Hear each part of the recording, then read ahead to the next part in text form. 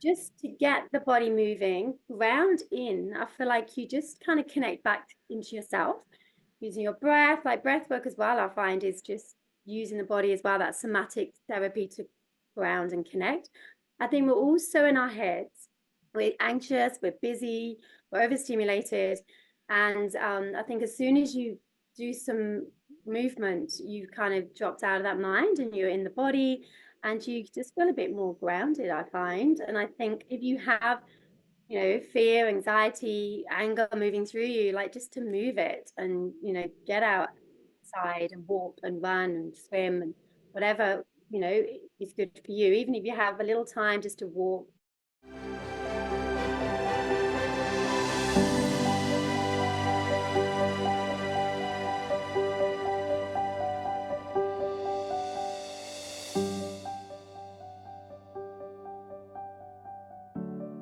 Hello, my loves, and welcome to Create Your Life. My name is Simone Leah, and I am your host. And I am so excited to be here with you guys today because today I had the absolute pleasure of interviewing Chrissy Alexander from Coconut Spice Yoga and Naturopathy about the amazing topic of understanding the connection between body, mind, and soul, and how you can amplify your results by paying attention to your body. So Chrissy is phenomenal. She's a breathwork and yoga teacher and facilitator.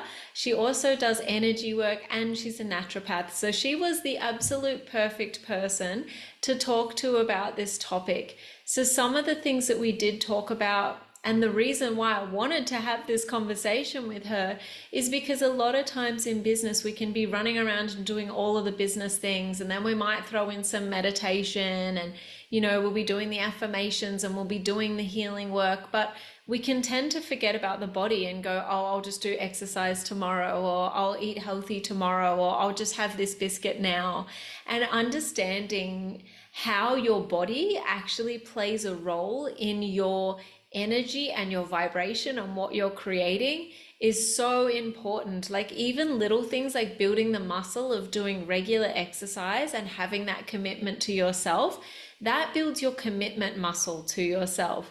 So not only will you be getting the physical benefits of exercise, but you're also working on that commitment muscle, and that's going to flow into the other areas of your life. If you're finding that you're struggling to commit in areas of your business, by strengthening that commitment muscle, it's going to flow into that other area as well. So this conversation was amazing, and we did talk about exercise, how you can get started in getting a routine with exercise, what sort of things you can do, understanding how movement affects the body and your energy levels and your brain fog situation if you have brain fog.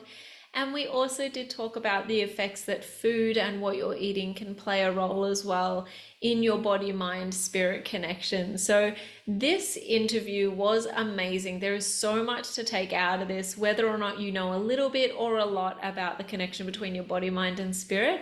There is definitely something in here for everybody. So I hope you guys enjoy this interview today. I've absolutely loved bringing it to you and having this conversation with Chrissy. So I hope you guys enjoy it. Hello, my loves, and welcome to Create Your Life. My name is Simone Leah, and I am your host. And I am so excited to be here with you guys today because today I have the absolute pleasure of interviewing Chrissy Alexander, who's from Coconut Spice Yoga and Naturopathy. And we are going to have a phenomenal conversation about understanding the connection between your mind, body, and spirit, and how you can amplify your results by paying attention to your body as well as your mind and spirit. So hello, Chrissy. Thank you for being here with us today. Hi, thanks for having me. It's a pleasure. Oh, I am like super excited about this conversation because a lot of the time on the show, we're talking to soul-led female entrepreneurs. And so we're always talking about business and we're always talking about energy and we're always talking about strategy, but we're never talking about body. So I'd love to talk about the connection between the mind, body, and the spirit, just so that people can understand the importance of literally understanding and nurturing the vessel as well. So could you give everyone just a little overview of what you do? Because I would love for you to share that because we've talked and you do a lot of cool things.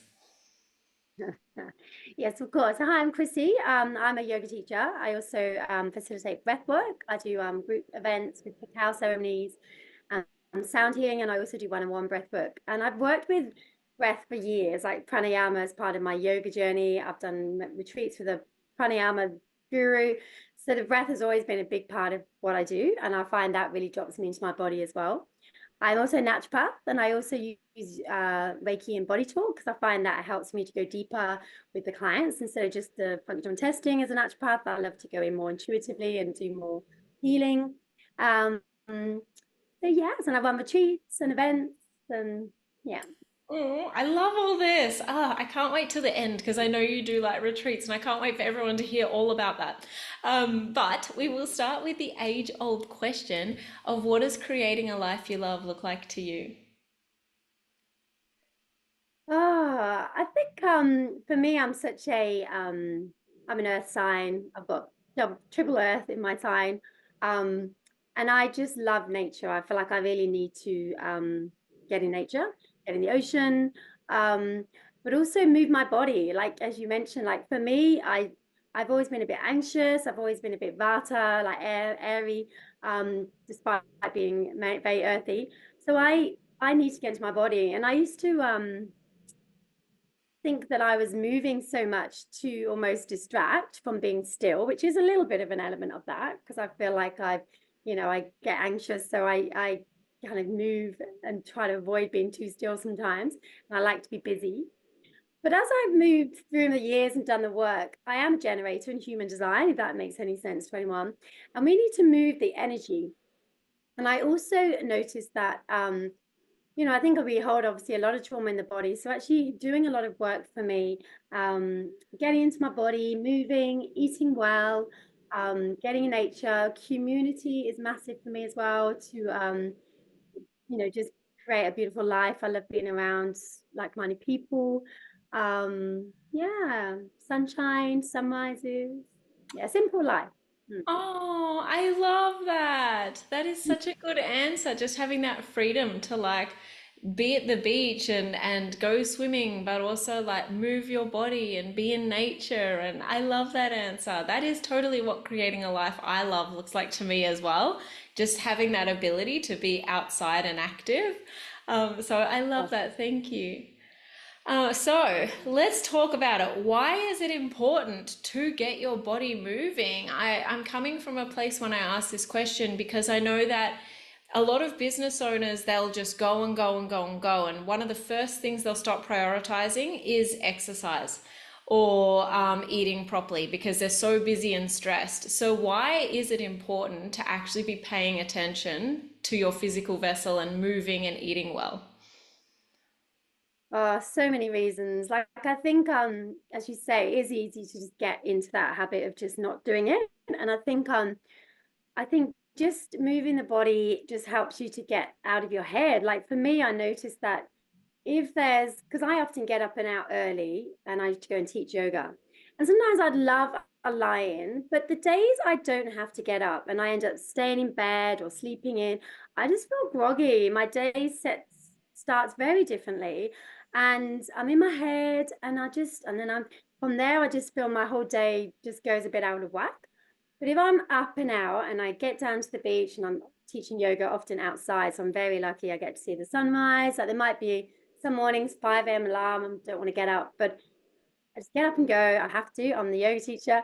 So I'm there. And it's just amazing how I just feel so grateful that, I'm outdoors by the sunrise. And then I'm moving my body and I feel like that just disperses a bit of energy for me. Like, I do a meditation practice, I do my breath work, but I've always needed to move my body. I love yoga.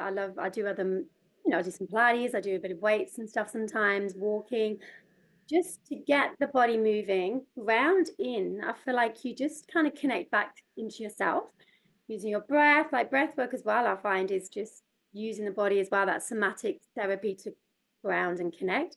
I think we're also in our heads. We're anxious, we're busy, we're overstimulated. And I think as soon as you do some movement, you've kind of dropped out of that mind and you're in the body and you just feel a bit more grounded, I find. And I think if you have, fear, anxiety, anger moving through you, like just to move it and, get out outside and walk and run and swim and whatever, is good for you. Even if you have a little time just to walk, it can really, really help you just to get that endorphins flowing, to get the energy moving, to wake up your body, get the fluids moving so you don't feel so stiff. And, whatever age, I just think it's so important being Yeah. physical. Yeah. I literally love that. And like even from a more this is going to sound really bad, more of a intentional way, I'd love to hear your thoughts around like, oh, my train of thought is like, how do I express this properly? Okay, there it is. Okay, so say for example, you want to be really good at having discipline to do something, or you want to be able to focus. I sometimes wonder that if you don't have a regular exercise routine, say for example, like you're trying to be really focused at work, but you don't have an exercise routine, if you can get yourself into an exercise routine of discipline, it's kind of a different way to build that motivation and discipline muscle, if that makes sense. And so I also wonder whether building a solid body practice, whether it be yoga or breath work or exercise, like some other form of exercise or anything like that, whether building that is also going to help you mentally because you're building that discipline muscle. What do you like? What are your thoughts there? Definitely, definitely. As I said, I feel like it's a lot of commitment to self, isn't it? I think the discipline thing. And I think if you don't move, then you'll get more groggy, you'll feel more tired, but you're kind of like mentally tired. You're on your computers a lot. So you actually feel tired, but you're not physically tired. So there's energy there that hasn't been dispersed, but you're in your head, and it actually can make you feel more anxious. Um, and so I think if you can just get out and move that energy, and then like, they say even just getting up from your computer, walking around the block is great for memory. Like if you're studying, even that, just moving the body and moving after taking in information can really shift your state as well. And I find when I go outside and go for walks, that's when I get a lot of downloads and a lot of creativity as well. So I feel like when you're not moving and you're just doing like just sitting a lot, you might be doing some meditation, but you're not moving that energy. I just find that there's anxiety, there's too much energy inside of me. I just feel like I need to shift it. Um, so, and on the discipline, the self-commitment thing, I think it is really, it's quite hard to take, to discipline, especially when some people are, trauma, there's nervous system dysregulation. It's actually really hard to get out of bed, and some people literally can't. And it's not they're lazy, it's actually just, they might be a bit depressed and just. But the more I find, if you put some movement into your schedule, then you're going to be more tired and satisfied at the end of the day because you've moved your body, and then you'll probably sleep better, and then you'll probably want to eat better, and it kind of starts to cascade in lots of other areas of your life as well. And then you might sleep deeper that night, and then you'll be less groggy in the morning, so then you'll be excited to get up again. And I think the more you do it, the more you see the benefits quite quickly. You feel good, you've got more energy, that you'll kind of want to keep that moving. And even if it's just starting with like a walk around the block in the morning, get up, and instead of just going straight to your coffee or straight to your breakfast, just get out, walk around the block. Just try to set those little steps and start to incorporate more and more. And I think as you because a lot of people say, oh, I'm too tired to exercise, but they're not. They're mentally tired. And then when they exercise, they actually feel more energized. So, yeah. Yeah, I love that. Thank you. And I totally agree with that as well. The audience knows this. I do a lot of dancing in salsa, and Love. it just completely energizes me, and I love it because it does get me out of my head and give me that energy. But if I was to like try and force myself to go for a run at 6 in the evening, I'm like, I'm too tired for a run. But it's exactly what you said. I'm literally physically not too tired for a run. Like I'm just like I'm mentally and emotionally tired. So even the fact that you said that, I just find that so interesting and so on point. Now I have so many more questions. Would you recommend with people that it's kind of like if it does feel hard to get up and go and do that thing, find a way that you can do it that's fun, because it is the payoff that's important. Like, don't force yourself to go to the gym if you hate the gym, but you want to do yoga. Like, Exactly. And you said about dancing, I was going to bring that up because even if you got up and just put one song on in the morning and dance, like that's enough to start. Like just get the energy moving. Like even some breath work, like Tony Robbins always does this breath work and stuff, and just shifts your energy just to move in some way.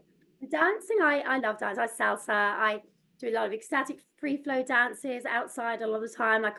And to get that energy in the hips as well, which we're quite rigid. I think even sometimes yoga can be more rigid. Dancing can really shift, and a lot of that kind of energy in the hips, especially for women, is quite stuck. And then that Shakti going, and that's where we create from as well. So it helps us to drop deeper into ourselves and less in the head. So dancing, make it fun. And I think that's the thing. We always say, oh, we have to do the gym, we have to do this, but just getting outside if you can, like especially I'm lucky I live by the beach. Just go for a walk, like just have a little put a music on, as I said, just have a little dance. It doesn't have to be too hard or too boring and serious because that's harder to start. And I think sometimes it's that first step as well. Like if you want to come to yoga class, I notice sometimes people message me, say, oh, sorry, I'll come next week. And then when they actually come, then the flow starts and then they find it easier. Sometimes it's just making that first step. So yeah, make it fun. Dancing's amazing. yeah. No, I love that. What about like if someone is like, they don't want to go to classes? Is there some sort of tip you can give them to kind of motivate them to get up? Like, as you said, like it could just be as simple as walking around the block. Like it doesn't need to be an hour-long exercise routine in the morning. But if someone's like, I don't want to get up at 6 and go to a class, like, is there some sort of advice you can give them or kind of tip you can give them to kind of just get started, even with 5 minutes in the morning? Because that brain fog thing you talked about is so true. Like I get that if I don't get up and move, I have brain fog for hours and I don't even kick into like my proper brain till after lunch then. I agree. Whether it's even if it's not getting outside, like getting outside, I think is great. You get the sun on the face, the body knows what time it is. You get all that, circadian rhythm and vitamin D. So getting outside just for a walk I would recommend it. I think nature, sunlight is so underrated and so powerful. It charges me. Like I'm like a lizard. I love the sun. Like I feel like it just makes me so happy. And there's studies now that even eating outside in the sun actually like will recharge the food and bring more nutrients and more absorption and stuff. So if you can just get outside, amazing. If you can't or you don't want to do too much, just like you could even just put on a YouTube video for 10, 20 minutes. So much on YouTube now, Pilates, yoga, and just commit to doing that every day, even if you just do 5 sun salutations.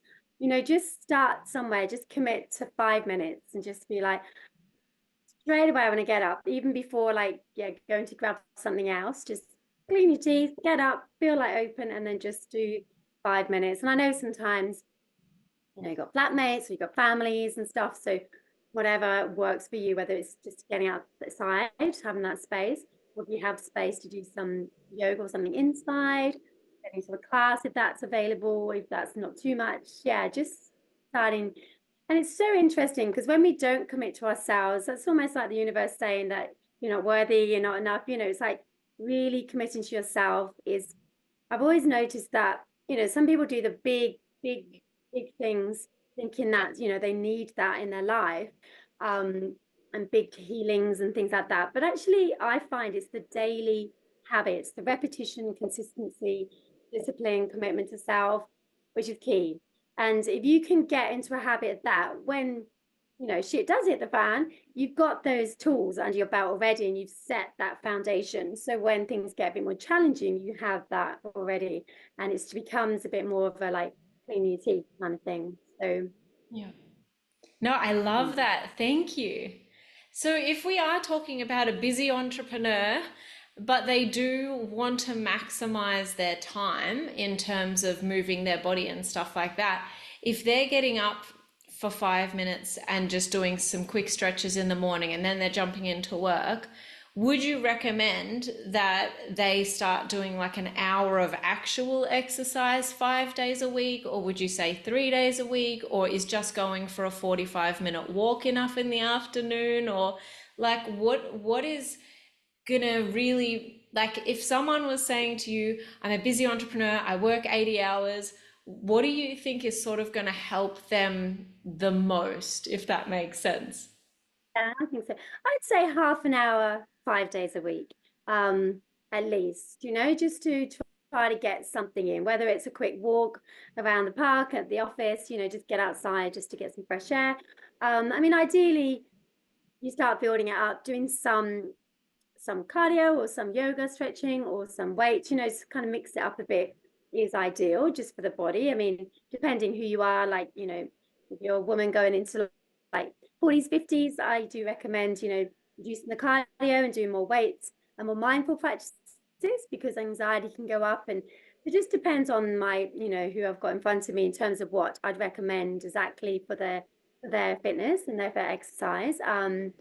But I would recommend 30 minutes of something just to start to get into that at least 5 times. Yeah. No, that's good. That's really great because it's kind of one of those things where it's like you just don't prioritize it. You're like, I've got to make money, I've got to do the business things, I've got to do this, I've got to do that.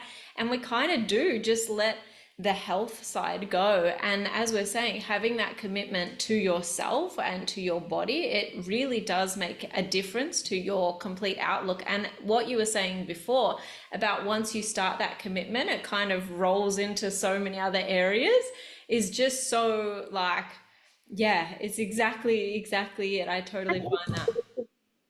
And it increases productivity. So you're not losing time, you're actually making time because if you just sit on that computer all day without a break, you're not going to be productive. So the more, you take those breaks, get outside more, you'll have more capacity and you'll feel better. Like if you did just start with the 5, 10 minutes in the morning, you could break it up as well and then take a little quick break at lunchtime, in the after work, just trying to get out and make that work for you in terms of your schedule.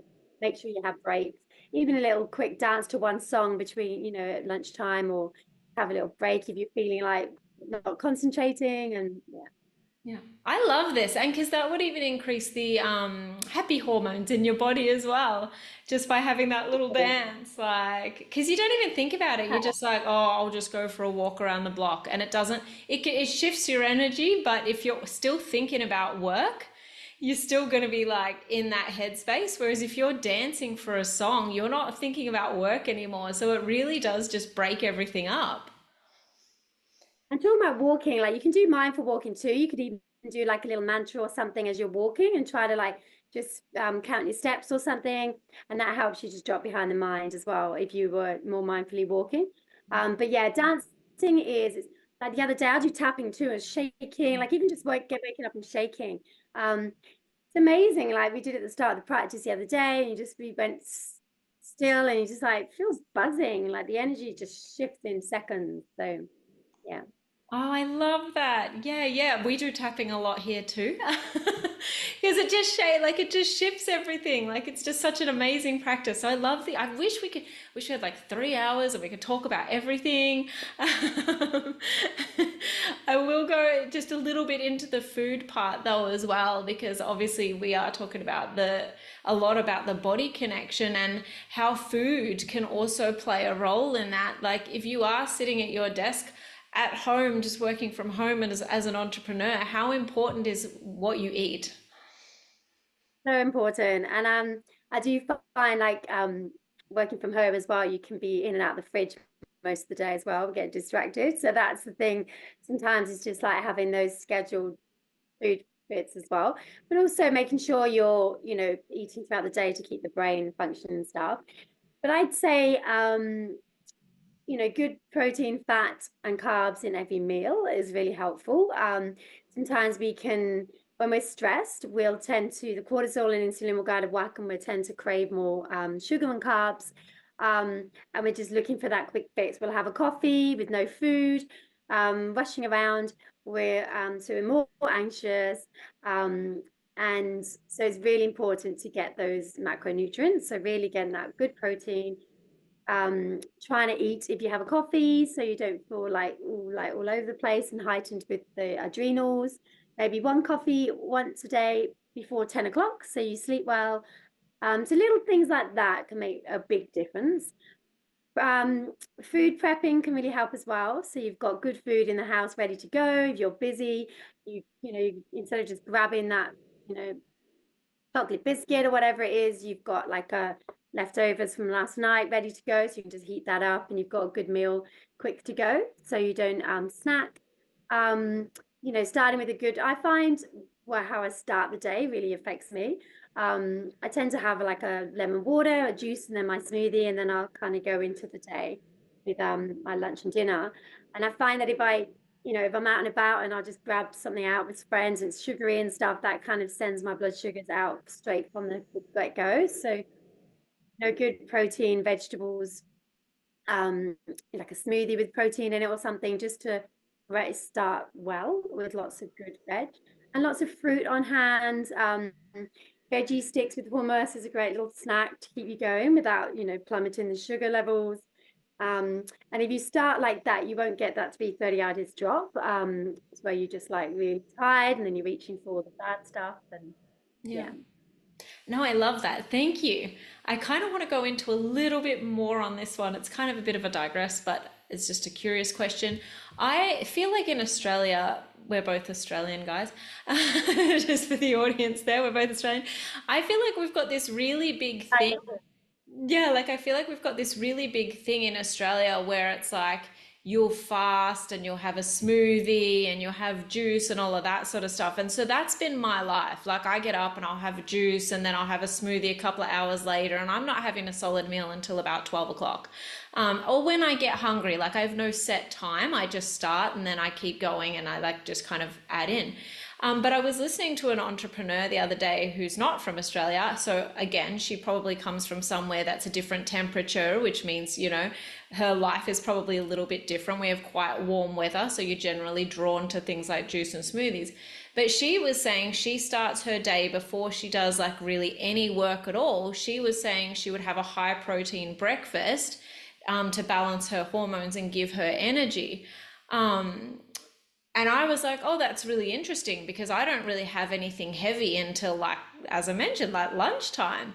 So what difference can like what you start your day with and whether you're fasting or not fasting, can that make a big difference to productivity and hormones? And how do you even know what you should be doing there? Because we obviously in a hot climate, we're just going with what feels good to us. But would starting with a heavier breakfast feel good? I don't know. That's a massive question, and there's a lot in that. Um, Sorry. and it really depends on so many factors. Intermittent fasting is amazing. It can really help metabolism. It can really help burn our toxins and get our sort of growth hormone going. It's like a bit of a clean out, just to give the liver a bit of a break and to really help to, get some time without, from resting from digestion, so it can do all the other healing things. So I do recommend it. There's so many different studies though, like as a naturopath, there's constant research to do. It's very varied. And for women, there's not many studies. We haven't been studied in menopause. We haven't been studied in so many ways. So it is hard and you've got to look at yourself. I would say if you're feeling really hangry, frustrated, angry, and you're starving by the time you eat something, it's not for you and you need to eat earlier. We also don't need to do it every day. You can do it for a few days just to give that body a bit of a break from eating. Um, I'd say going into your 40s is you've got to really be careful because our hormones do change. Our insulin cortisol goes more out of whack as the estrogen and progesterone drop. Um, so you have to be more conscious of getting that good protein in. So you're not, starving and increasing the cortisol even more. That's already heightened. So when you fast, if you're not doing it in a way that the body likes, your body will go into like fight, flight, and survival mode. It will store fat because it thinks you're in starvation. So a lot of people are trying to lose weight, and they end up putting it on, even though they're eating less. So it's a lot. I'd look at a lot of different factors: their age, cortisol levels, hormone, thyroid. I'd look at a lot of factors to see where you're at. But a lot of like sports nutritionists and things like that as well do say try not to do too much exercise fasting. Now I teach yoga in the morning, so I fast a lot because I don't like to eat when I'm teaching. But sometimes I can go for like you, 11, 12, and I'm like hardly eaten. And I've done quite a lot of exercise. So really, when you're exercising is when you need more protein. Because otherwise you're eating the protein later on, and it does help because it's balancing you out, but you might need a bit earlier on. So even taking like a BCAAs, like a branched chain amino acids in your drink or something, just to give you some fuel. They also say just something like a bit of a banana or some protein in your coffee or something, just gives something to say the body's got fuel, so it's not going to burn energy it hasn't got and then go into the adrenals again. So it's a big, big question. I'd look at someone individually, but it is, I think, also, as you say, I think climate can make a difference. Like, you need warmer, more nourishing foods in winter. So depending on the season, definitely nourish more in winter. Also for women, at least a week before our cycle starts, we need to nourish more. We need a lot of nutrients in that week. And that's when a lot of people can feel depleted. They can feel like sugar cravings. We always crave chocolate. We might get more histamine issues, and that's because their body has a lot going on in order to perhaps, make that baby. And we often don't eat enough. So then that's when we start eating the rubbish stuff. So a lot of, eating protein, magnesium, and rich foods, and nourishing in that week can really make a difference as well. And, start to back off exercise during that time, maybe not fast as much in that week. So there's so many different things. Yeah, I definitely 100% agree. I feel bad. I probably shouldn't have given you like a black and white kind of question there, because it does depend, and it does depend on, like, as we said, climate, you as a human, what age you're in, and all of that sort of stuff. So it is a very personalized question. On that sort of note, though, if you were someone who is just working from home and they have no exercise routine and they're not paying attention to their diet, and they decide, all right, I'm going to do this thing, I'm going to commit to doing 10 minutes of exercise in the morning, and I'm going to commit to trying this fasting thing. How long would you recommend that they do those activities for to see whether it really works for them? Because obviously, if you do it for 2 days, you don't know the lot, like if you're actually going to feel good on that. So is it the sort of thing where you'd say, try the exercise routine and just cut out having the biscuits for 21 days and see how you feel after 21 days? Or is it like 2 weeks or a month? And because I know we've kind of said start small with these things, but how would someone even go about monitoring that? Yeah, definitely. I think at least 21 days. I'd say like sometimes things take 1 to 3 months. Even supplements and stuff can take a while to kick in if you start doing different things. Um, but I think but if you give them short-term goals, I think it helps them just to be like, okay, I'll just give this a go. There's an end in sight. It doesn't feel too like this is my life. I'm never gonna eat a chocolate biscuit again, so it's just helping them to just give it a go. Let's see. Like I think if someone's really sluggish, overweight, they're not moving much, and they're eating rubbish, I actually think the intermittent fasting could work quite well. If they're not too highly stressed and so highly strung, it can be amazing just to reset their metabolism. And you can even just start from and one big bonus I'd say about intermittent fasting is the evening. Because it stops you eating late. Like after dinner, you might think, oh, I want chocolate and want something else sweet. And then suddenly it's 9 o'clock and you're still eating. I recommend 2 to 3 hours before bed to stop eating. That's so good for your sleep, so good for your healing. And try to get to bed by 9:30, 10, get up at 6 is ideal. So if you set yourself 7 till 7 fasting to start, you'll stop eating. You'll be like, oh, I want that biscuit. Oh, but I really want to do that fasting. I'm going to commit to it. Just, it helps you stop eating. And then you'll be like, oh, yeah, too late now. I'm going to go to bed. I'm going to feel so much better. I'll sleep better. And so you stop, and then you don't eat till 7, and that's quite easy because then you wake up probably about 6, 7. That's a good start. And then you might start taking it out to like 9 a.m. and just get up and go for a walk, do your morning exercise, and just start to bring it out a little bit longer. So then you've got that 14 hours. And it ultimately, like some people do 18 hours, so you stop at 6 and you don't eat till midday.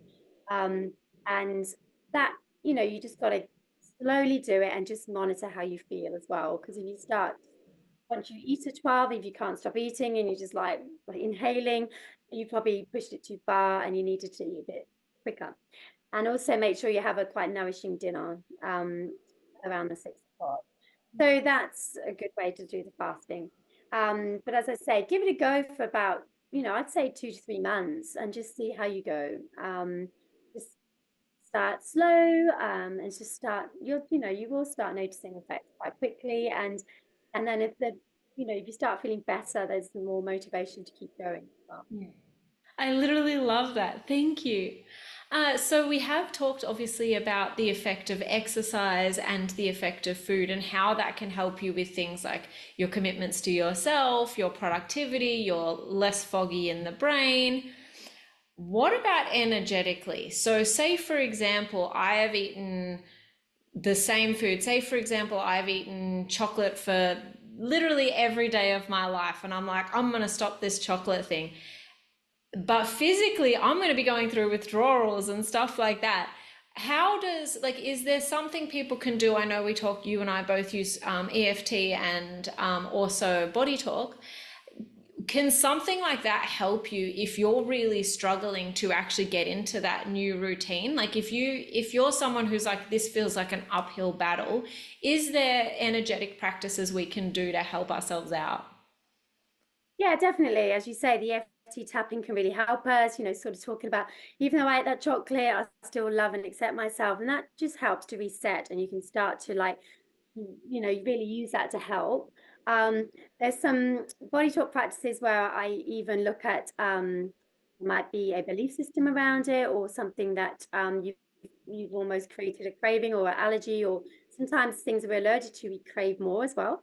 You can even try to reset that from a deeper level, DNA level in body talk as well. That might come up. Um, and also as a naturopath as well, like just supporting, you can sometimes, like there's supplements that can help. I know you talk more energetic, but supplements like to help balance the blood sugar levels, like Jemima and chromium can help the insulin receptors so you don't crave as much sugar, just to help. Because as you say, it can be a massive thing for some people to stop, and they can have that crash, and especially caffeine. You get a headache for 2, 3 days. Often if people come on my retreats, I'm like, if you want to do the no coffee thing on retreat, come off the coffee a week before so you're not feeling awful on my retreat. Because then they're just like, I gotta get a coffee. They just feel dreadful. So there's lots of, and even with things like coffee as well, the EFT tapping, body talk can definitely help as well. So yeah, I think it's just finding ways to really take those little steps. Like I often, especially fertility, hormonal things, I'll ask them to come off dairy and gluten, which is big, a lot of people.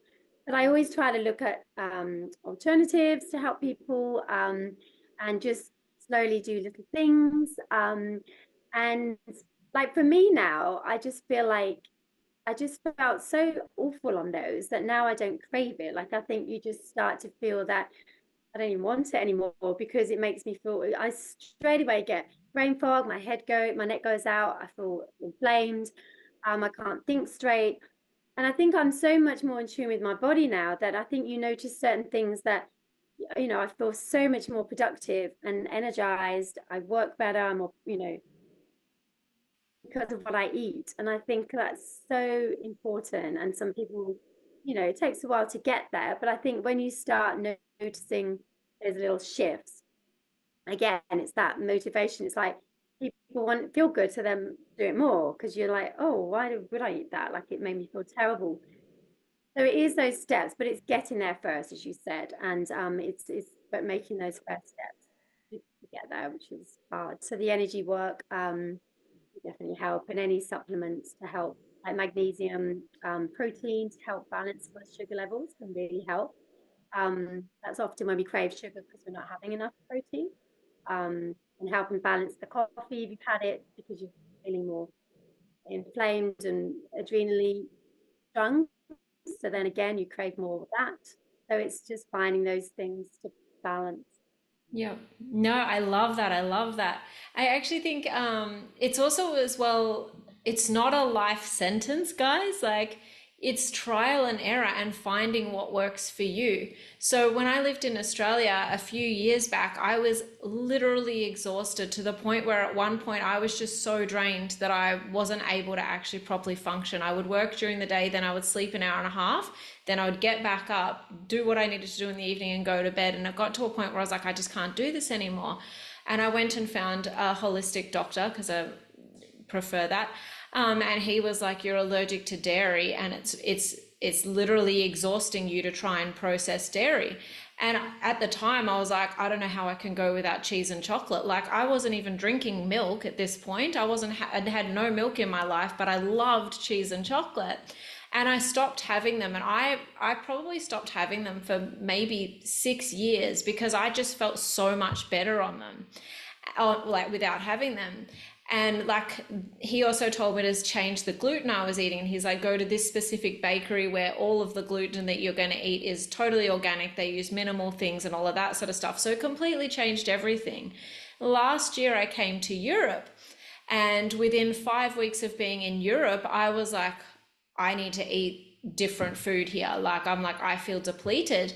And I noticed that I can actually eat the dairy here, and I can actually eat the carbs here and the bread here, and I don't have any problem with it at all. But the second I go back to Australia, my whole nervous system crashes. And so even that is, it's like I've noticed with myself that in some places, like Australia, for example, maybe there's more preservatives, maybe there's more going on, maybe I'm more sensitive, but over in Europe, I can have small amounts of these food. And so what I'm kind of getting at, guys, is you might only have to go off certain foods for 3 months or a year or whatever it takes to reset the system. And then you might be able to reintroduce your favorites in a different way or a smaller way, or like it isn't forever. But if it's causing you problems and things like brain fog and fatigue and stuff like that, really looking at it and finding what works for you. Like I didn't eat supermarket bread, but I did eat bread from that one store. And I couldn't eat cow's milk, but I could eat goat's cheese. And I found what worked for me, so I didn't feel like I was missing out on anything. Yeah, that's very important for my clients. Like I'll always look at how they can substitute it because I don't want them to feel, I never want someone to come away just feeling like, oh, this is awful. And I don't want people to go into like orthoplex. There's actually a term that they just get so obsessed with everything that they're just miserable. You've got to enjoy life, you've got to enjoy food. And I think there's more and more choices now. So I'm always like, there's this beautiful like Eden black bean noodle pasta, which is amazing. It's full of protein. It feels like pulled pork, and it's got no gluten, no wheat, nothing. So it's like if you can just show people there's alternatives, then they're like, okay, this is easier. And I love to even do, like, I used to work at the Helping Poem in Bondi, and I used to love taking people around and do like almost like a food shopping with them and be like, this is this and this is this, and just make it easier. And also the dairy, like you say, like sheep's and goats is much easier to digest than cows. So just try that. You don't have to fully go, cold turkey and all dairy and be miserable, because a lot of people love cheese and milks and yogurts. So yeah, I feel like it's getting much easier now. But on it's so fascinating with the travel. Like I'm English, I'm not Australian, but I've been here 18 years.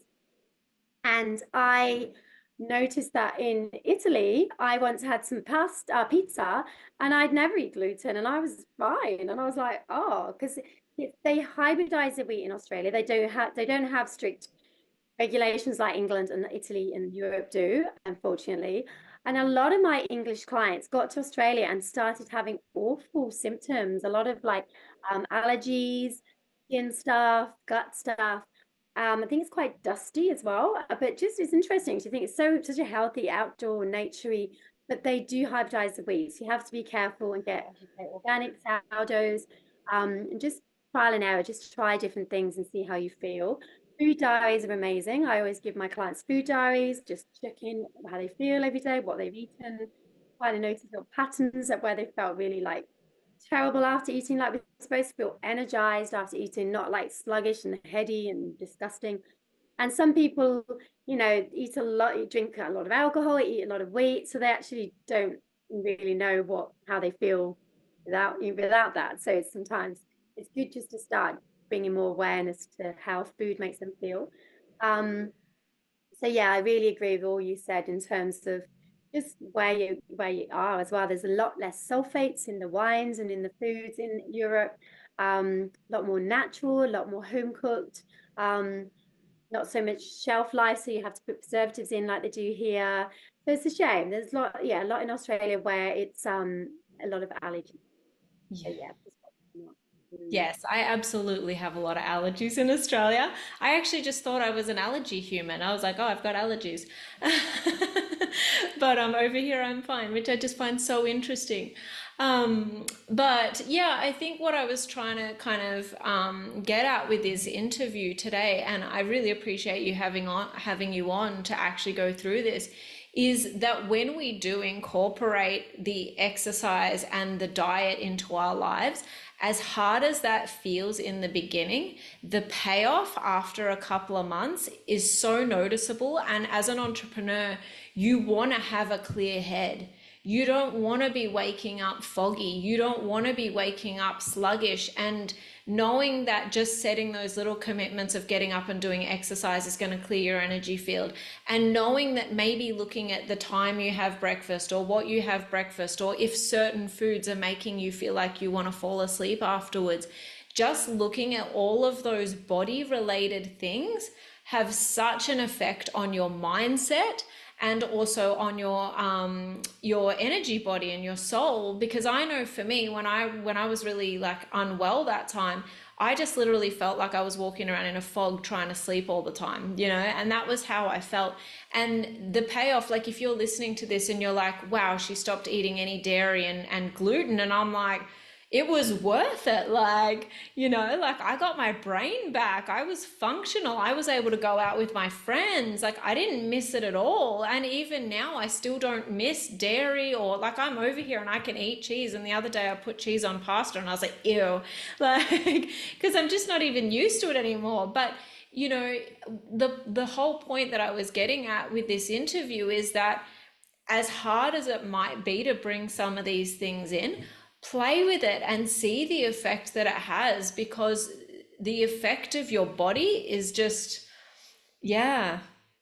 Massive. And I find a lot of what I do with my clients is just simple dietary changes. And like instead of going, I don't like overloading with loads of supplements and lots of big things to do, but it can be those simple little things, and it can make a huge difference. Just like one coffee instead of two, and doing it before 10 a.m. And as you say, you don't start to miss foods. Like as you say, after 3 months, if you can go back there and you want to just try these little things, but it's a chance that you won't want to go to all of it again, because your body, you're feeling so good. Your body's like, oh, as you say, that doesn't actually feel good anymore. And I feel like the cleaner we are, the more you will start to notice how things feel in the body. So see it as like an elimination, just clean it out, just give the body a break, just put it for a couple of months and then slowly introduce it back. And if there's something you love, have it now and again, like do the 80-20 rule. Like I know with Saturday, just go for it and just set those little things. But as I said, it's the little things that can really make a difference. And simple things, and it's really worth it. If someone is wanting to strengthen their connection to their body, say, like as we said, they have been really focusing on their mindset, their business, and their soul and connecting, they're doing meditation, they're working hard on their business, but they have been kind of letting go of the body side of mind, body, and spirit. What are three things you would recommend they do to start rebuilding that connection and paying attention to that part of themselves again?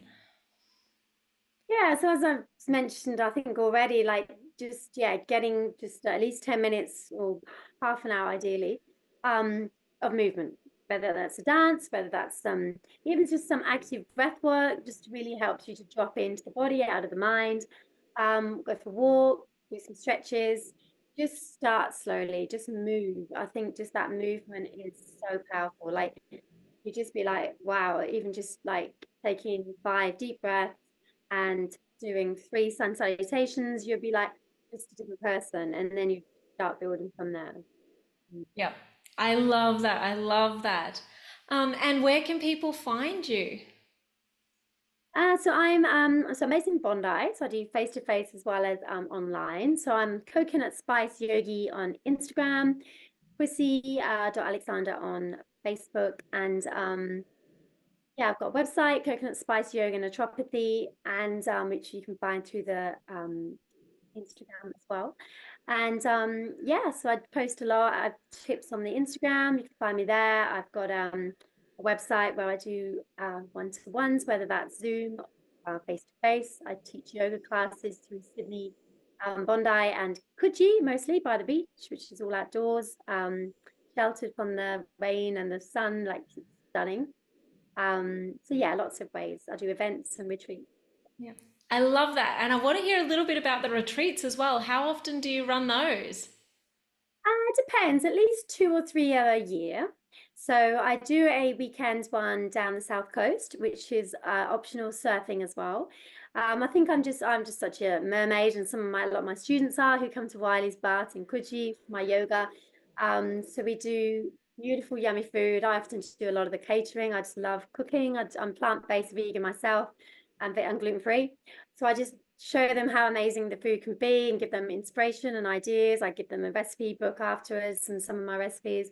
Um, we do chakra yoga through the weekend. So I do yoga through the chakras, so really helping them to connect to the energy centers. So really embodied. So they really start to feel, connecting to the elements, the emotions, um, and start to open up some blocks. We do breathwork meditation. We do a cacao ceremony and rebirthing breathwork full journey with sound healing, and lots of yin yoga and chill at night and just circles, connection, sharing. Just really beautiful. So that would be the weekend ones at the South Coast. I do that in April and November. And then I've got a Bali retreat coming up in September, 24th to the 30th. It's a 7-day retreat. So real deep dive. It's on the top of Bali in the untouched north, um, right on the ocean. You wake up, sunrise coming up from the balcony. We do go through a shark every day, so you can really go slowly through it. We do some practices around manifestation, visions, intentions, values, belief systems. So the yoga, meditation, breath work in the morning.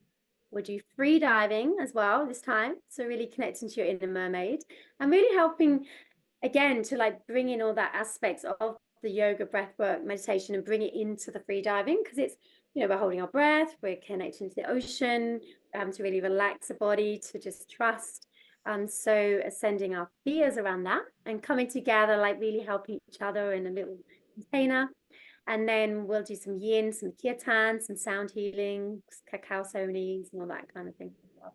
We'll do a water blessing, holy water temple blessing as well, and a waterfall cleansing, get in nature and connect to the Balinese culture. And That sounds amazing. That sounds so fun. Oh my goodness. Yeah, guys, you guys got to go follow her and do these things. These sound amazing. I want to go, but I'm in Europe at the moment. yeah, Next year. I know it's fun. Yeah, I've got a few spots actually, so I'd love, love, love if anyone wants some information, get in touch. Easy. I love that. And thank you so much for being here today. It's been such a good opportunity to talk and connect. I've really, really loved everything you've said. Thank you, and thanks for having me. It's been amazing. It's just lovely to share and connect with your like-minded souls and share the wisdom. Yeah. Yay. Thank you so much, Chrissy. Thank you. Thanks for having me.